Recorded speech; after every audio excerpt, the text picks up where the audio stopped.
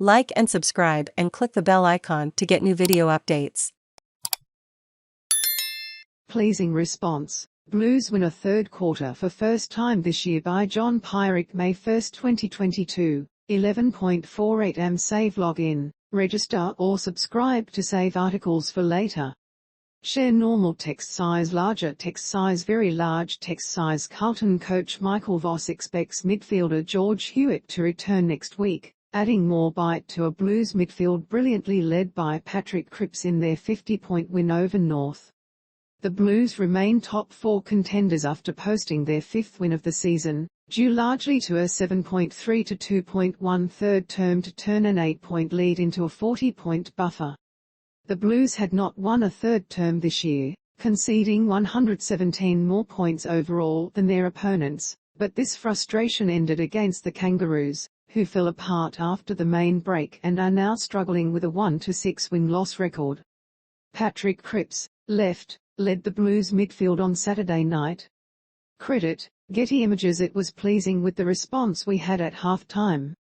We have sat in that dressing room a few times across the early part of the season and have asked for the same things, and we haven't quite been able to put it together. The opposition has upped their game and we haven't been able to respond in the manner we would like, Voss said.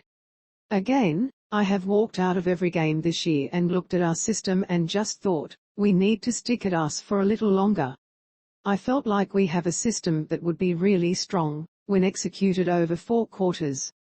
Skipper Patrick Cripps was superb with 35 disposals, including 10 clearances, and strengthened his favoritism for the Brownlow medal.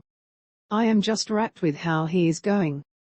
He talks a lot about earning the right, and it's something he has been very, very passionate about.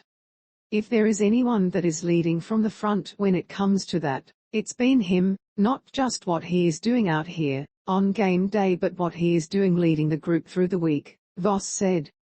Key forwards Harry Mackay and Charlie Curnow shared 7 goals and 17 marks in a dominant display, while Matthew Kennedy and Sam Walsh were robust on the ball. Adam Saad was superb, debutant Jack Carroll also impressed, and Voss praised the manner in which all players were prepared to be selfless.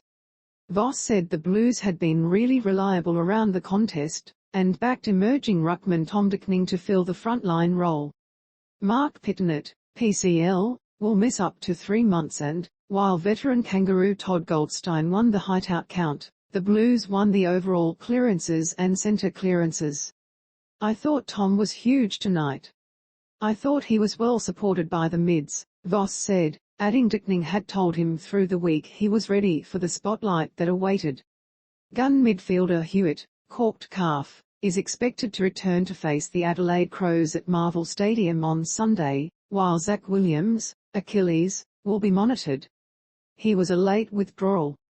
Liam Stocker, shoulder, finished the match in a sling and will be monitored.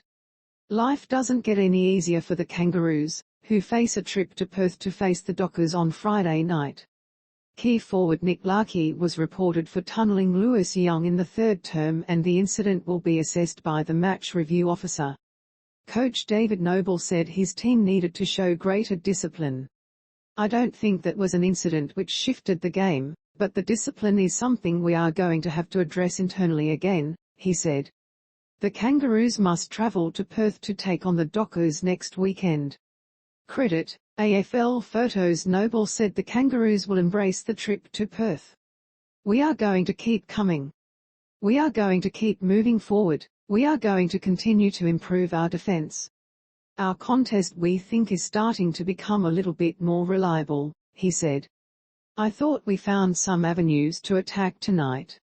I thought we had a couple of early scoreboard misses that may have put a bit more pressure on us. We are going to learn. We are going to continue to get better. Keep up to date with the best AFL coverage in the country. Sign up for the Real Footy newsletter. Thank you for reading The Age. This article is complimentary. Register or log in now to read more articles and unlock extra benefits.